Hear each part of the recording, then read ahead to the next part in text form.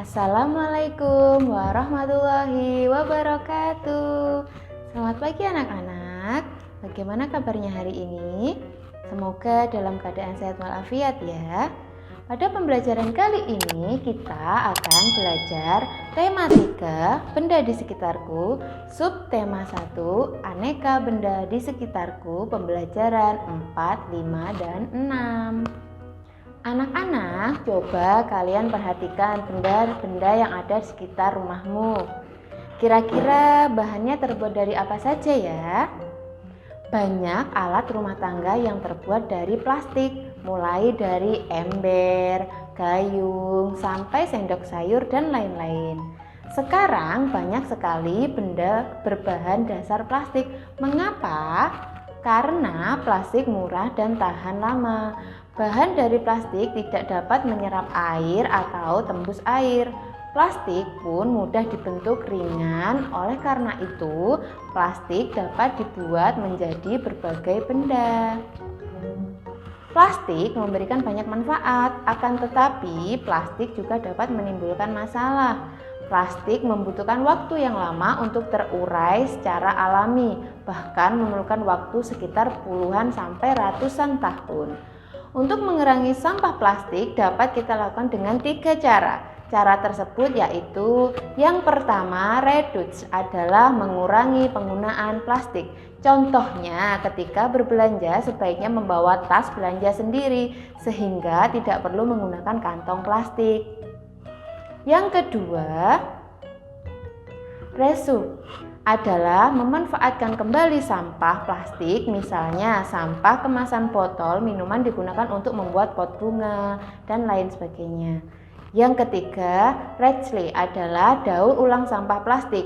Biasanya dilakukan di pabrik sampah. Sampah plastik diolah menjadi barang baru sehingga dapat dimanfaatkan lagi. Inilah gambar ketiga cara untuk memanfaatkan sampah plastik. Kamu dapat membantu proses daur ulang dengan mengumpulkan dan mengelompokkan sampah plastik. Sampah plastik tidak dicampur dengan sampah lainnya. Berikan sampah plastik kepada pemulung atau petugas kebersihan. Mereka yang akan membawanya ke pabrik daur ulang sampah. Gunakan plastik dengan bijak supaya bumi selamat. Plastik tidak hanya digunakan untuk membuat perlengkapan dapur atau kantong kemasan, tetapi plastik juga digunakan untuk membuat bola, seperti bola pingpong, bola untuk sepak bola.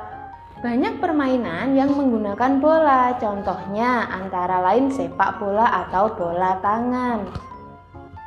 Benda selain terbuat dari plastik juga terbuat dari kayu, kertas, dan ada juga benda yang terbuat dari bahan lain. Contohnya yang pertama, benda yang terbuat dari kaca, misalnya gelas, piring, mangkok, dan lain-lain.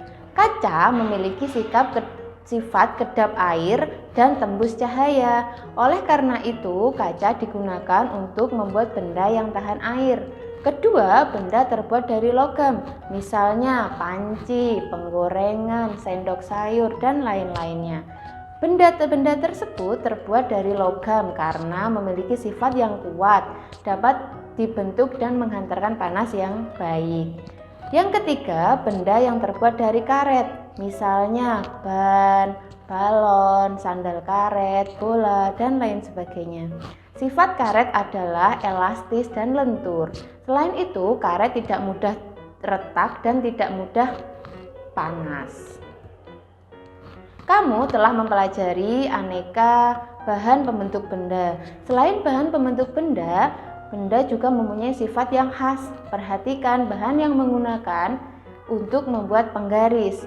Bahan yang dapat digunakan untuk membuat penggaris adalah plastik, kayu, dan aluminium atau disebut dengan logam. Perhatikan satuan yang tertera pada penggaris. Ada satuan meter, sentimeter, dan milimeter. Kira-kira masih ingatkah kalian dengan tangga satuan panjang yang sudah kita pelajari di kelas 2 dulu? Perhatikan tangga satuan di samping. Masih ingat kan, kalau turun 1 tangga berarti dikali 10. Kalau turun 2 tangga berarti dikali 100. Kalau turun lagi 3 tangga berarti dikali 1000. Kalau turun 4 tangga dikali 10.000 dan seterusnya. Sebaliknya, kalau naik 1 tangga berarti dibagi 10. Kalau naik 2 tangga dibagi 100. Naik 3 tangga dibagi 1000 dan seterusnya. Perhatikan contoh berikut. 1 meter sama dengan berapa sentimeter? Sekarang meter ke sentimeter itu turun berapa tangga? Hayo. Ya, benar sekali. Turun 2 tangga. Berarti 1 dikali 100 sama dengan 100. Jadi 1 meter sama dengan 100 cm. Yang kedua, 200 desimeter sama dengan berapa meter? Itu kan naik, berarti dibagi. 200 dibagi 10 sama dengan 20. Jadi 200 desimeter sama dengan 20 meter. Benny mengukur panjang pita 5 meter lebih 30 cm. Berarti kalau satuannya berbeda itu harus disamakan dulu. 5 meter ditambah 30 cm, kita samakan dulu satuannya. 5 meter sama dengan 500 cm, 30 cm tetap karena satuan yang diinginkan adalah cm.